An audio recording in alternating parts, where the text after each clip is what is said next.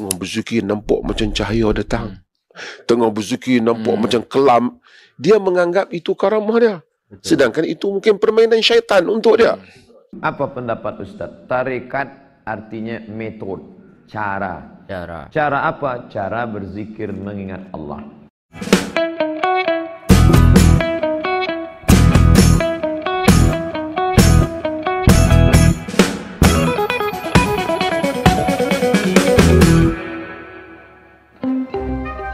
Assalamualaikum warahmatullahi wabarakatuh. Jumpa lagi dengan saya guys, Cak Mujib. Gimana kabar teman-teman semua? Semoga sehat selalu dalam lindungan Allah Subhanahu wa taala.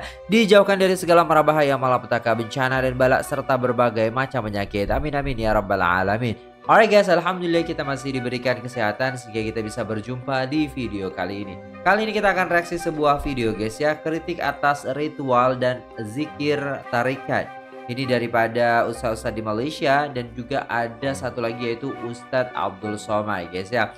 Dan tak berlama-lama, jom kita belajar dan kita mengaji bersama. Let's go. Betul. Ada yang nak join tasawuf, nak menyucikan diri, nak membersihkan ni tak boleh makan daging. Tak boleh makan makanan berdarah. Tak boleh nak berkahwin. Kan? Ada macam-macam lah lagi kan. Katanya inilah untuk penyucian jiwa. Macam mana tu? Kan? Ya, sebenarnya tidak boleh makan daging dan sebagainya itu adalah bukan budaya Islam. Itu termasuk dalam ajaran Brahma, ajaran Hindu dan sebagainya lah. Islam tidak membenarkan. Nabi sendiri makan daging. Cuma orang-orang bertarekat ni dia selalu buat alasan. Dia kata masa dia bersuluk tu, dalam tempoh itu dia tidak benda makan daging. Dia kiaskan dengan hospital. Masa kita sakit, hospital kita jangan makan daging. Dia kira. Masa kita sakit, jadi kita aja makan daging. Daging mudarat waktu itu kata. Selepas itu boleh makan daging. Tetapi dalam Islam, acara bersuluk dengan kita pakai kelambu dan sebagainya, itu satu acara yang direka, itu satu acara yang tidak pernah berlaku. Sahur dulu pun tak ada. Tadi Prof. Zuraimi sebut tentang zikir, bisa kata kalau saya tambah sikit tentang zikir Allah di kalangan ahli sufi sendiri menolak. Ahli sufi sendiri menolak. Contohnya Imam Tahanawi mengatakan siapa berzikir dengan Allah, wa man za'ama annahu min az-zikril masnun fa huwa mukhti. Siapa beranggapan dia termasuk zikir disunnahkan oleh Nabi, orang ini jelas tersalah. Imam Tahanawi ini salah tokoh sufi yang muktabar dan cenderung kepada ahli hadis. Orang tarekat Naqsyabandiyah, dia nak zikir Allah tu, dia akan sebut, dia nak zikir la ilaha illallah.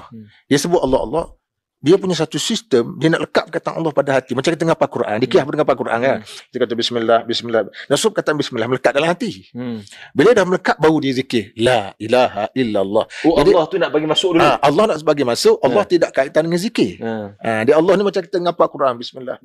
Supaya perkataan bismillah tu melekat dalam ni. Ini semua takwilan yang dibuat. Yang dibuat, takwilan dibuat. Pun kita tidak setuju. Cuma saya nak cerita bagaimana dalam tarekat Naqsyabandiyah, Allah itu sendiri bukan zikir. Cuma acara seperti itu supaya benda itu melekat bagi membolehkan dia sebut la ilaha illallah, la ilaha illallah. Dalam isu ni, dalam buku ni pun dia sebut. Syekh Nur bin Said Ali pun dia sebut. Kemudian saya pernah cakap dengan seorang syekh tarekat Naqsyabandiyah di Terengganu, pun dia mengakui benda yang sama. Jadi kalau kita lihat sekarang ni memang jauh sangatlah. Zikir-zikir yang direka sekarang ni memang tak kena. Sehingga kan Syekhul Islam mengatakan, siapa mengatakan la ilaha illallah untuk awam, Allah untuk khusyuk, untuk orang paling khusyuk, pembahagian itu sesat. Dan pandangan Ibn Taymiyah ni memang betul, sebab Nabi tidak pernah mengkhusyukkan macam tu.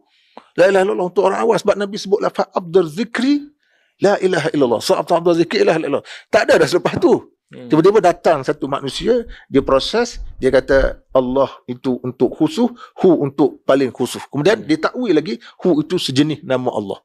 Macam mana lah? Kemudian pergi pula sejenis nama Allah juga kata dia. Macam mana boleh takwil? Tu sejenis nama Allah.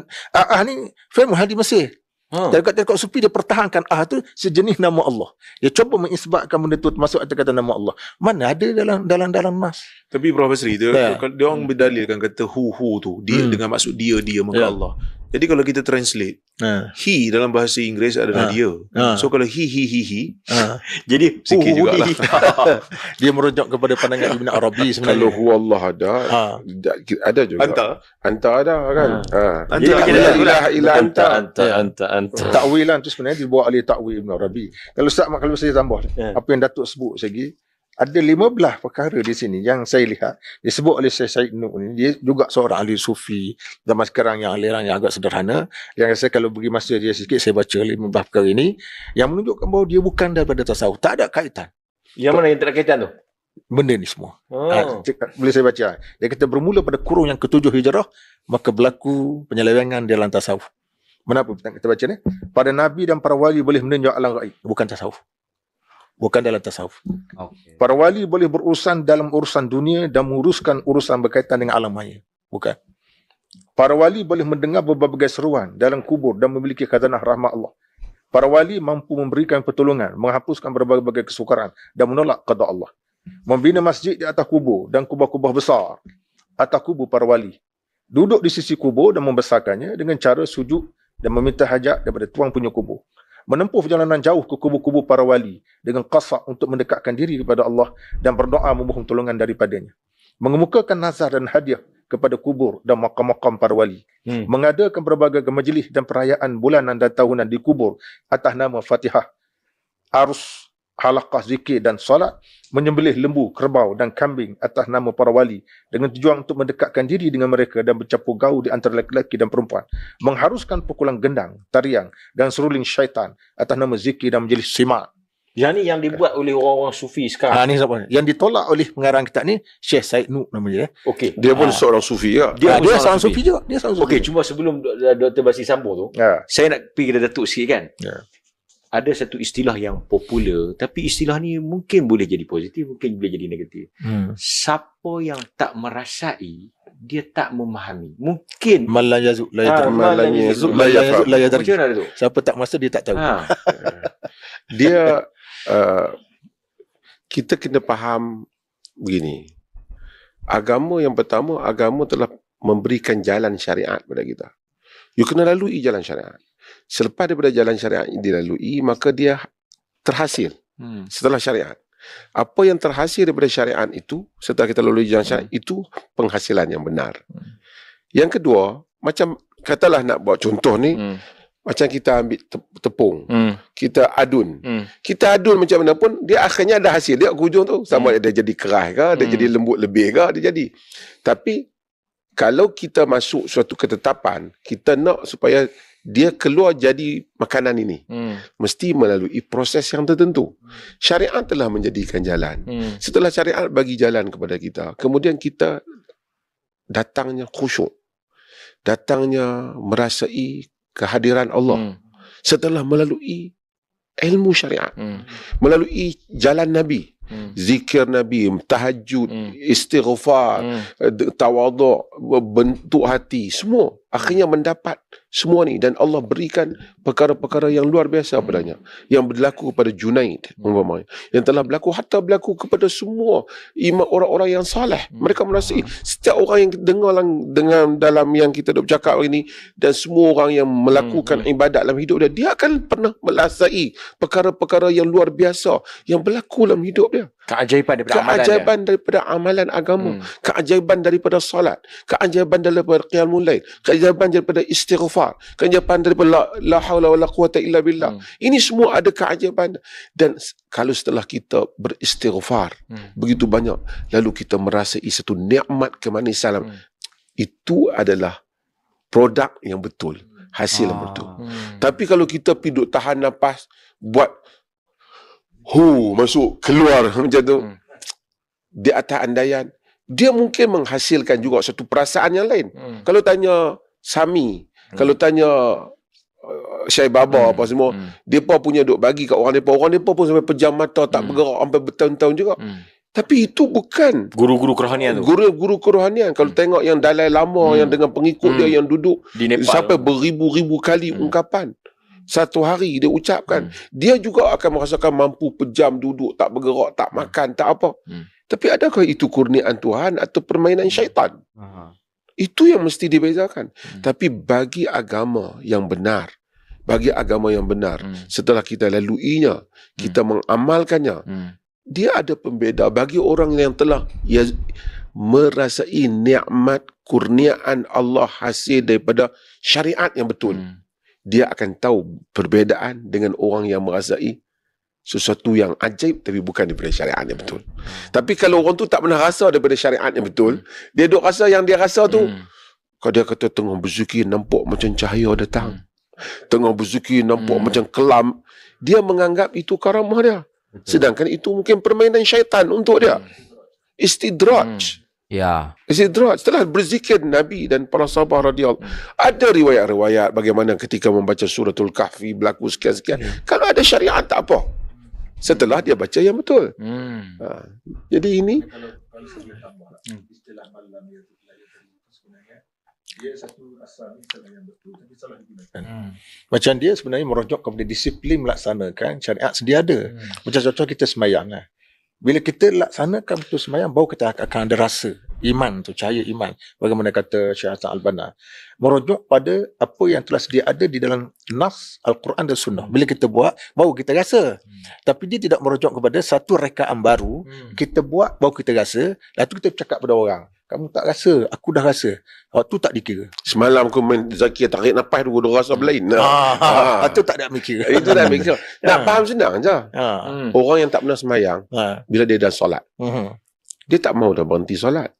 Orang yang biasa solat, kalau dia tiba-tiba terlewat solat, apa perasaan dia? Dia akan tiba-tiba nak dosa. Itulah syariatnya betul.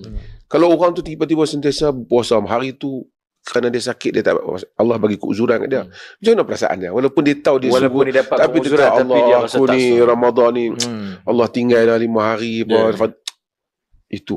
Dia hanya orang yang tak tahu syariat, tak pernah ada agama. Kalau kita cerita pada orang yang bukan Islam, dia tak boleh faham lah ni. Apa apa masalah sangat kau? Kau hampa duk pergi masjid, duk semayang 5 waktu, pergi balik.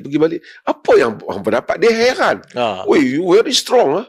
Dia kata kan, it's very tough for me. Kan? Susah untuk dia. Dia tak memahami. Kalau kita boleh kelazatan. cerita pada kita pukul 4 pagi, pukul 5 pagi sebelum kita bangun, ambil wuduk pada ketika sejuk, kita solat berdiri, lagi dia jam. Apa dia yang apa dapat? Pasal dia fikir buat meletihkan saja. Seronok lagi tidur. Tidur lagi tidur. Tapi bagi orang yang bangun, dia tahu nikmat tahajud, nikmat qiyamul lail, nikmat zikir, nikmat istighfar. Itu rasanya. Itu yang kata Kemanisan iman. Kemanisan iman tadi. Itu tasawuf yang betul. Itu tasawuf yang betul. Ada penceramah yang menyatakan wajib bertarikat,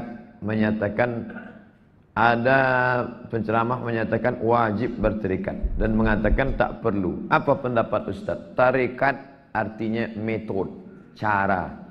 Cara apa? Cara berzikir mengingat Allah. Kebetulan yang menyusunnya Syekh Bahauddin An-Naqsyabandi, maka disebut tarikat Naqsyabandiyah.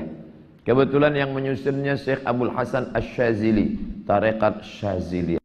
Kebetulan yang menyusunnya Syekh Ahmad Ar-Rifai, tarikat Rifaiyah. Kebetulan yang menyusunnya adalah Ibrahim Ad-Dasuqi, tarikat Burhamiyah. Kebetulan yang menyusunnya Syekh Abdullah Syattari, tarikat Syattariyah. Kebetulan yang menyusunnya Abdul Somad, tarikat Somadiyah. Bagaimana cara nak berzikir? Memakai pakaian putih, berwuduk jangan putus, pejamkan mata, menghadap arah kiblat. Itu cara. Jadi kalau dia ambil ijazah zikir dari mursyid tuan guru, nah kami tanyakan langsung kepada Syekh Usamah Mansi Al-Hasani. Syekh, apakah orang wajib mengambil salah satu daripada tarikat? Kata Syekh Usamah Al-Mansi, maka tarikat Alawiyah yang diajarkan oleh para habaib Ahlul Bait, kata beliau adalah belajar, solat, puasa, zakat, menuntut ilmu, hadiri majelis ilmu. Itu juga orang sudah bertarikat, sudah berjalan. Man salaka tariqan, siapa yang berjalan di suatu jalan, yaltamisu fihi ilman, dia mendapat ilmu di jalan itu, sahalallahu lahu bihi tariqan ilal jannah, maka Allah memudahkannya pada jalan menuju surga. Adakah Ustadz berpegang beramal dengan mana-mana kumpulan tarikat? Saya ada mengambil ijazah zikir tarikat Syaziliyah dari ulama Suriah, namanya Syekh Muwaffaq. Dia mengambil dari guru-gurunya sampai kepada Imam Abdul Hasan Asy-Syazili. Saya ada mengambil ijazah zikir dari Syekh Muhammad Najmuddin Al-Kurdi, Syekh Tarekat Naqsyabandiyah dari Mesir, Kahirah. Saya juga ada mengambil ijazah zikir Sayyid Muhammad Alawi Al-Hasani Al-Maliki dari murid-murid beliau, di antaranya Syekh Muhammad Abu Hashim. Ijazah zikir. Engkau amalkan zikir ini, amalkan zikir ini, amalkan zikir ini. Nah, ini tentang masalah mengamalkan suatu zikir, mengambil dari guru bersana. Allahumma shalli ala sayyidina Muhammad. Alright, sudah selesai videonya, dan itulah tadi penjelasan daripada Ustaz Malaysia dan juga Ustaz Abdul Somad. Jadi Ustaz Abdul Somad juga mengikuti tarekat Saziliyah teman-teman sekalian, dan juga Naqsabandiyah. Dan itu adalah metode yang dimana kita mendekatkan diri kepada Allah Subhanahu wa Ta'ala. Dan gimana menurut teman-teman sekalian? Silahkan komen di bawah. Dan saya pamit undur diri. Jangan lupa like, share, dan subscribe. Wassalamualaikum warahmatullahi wabarakatuh.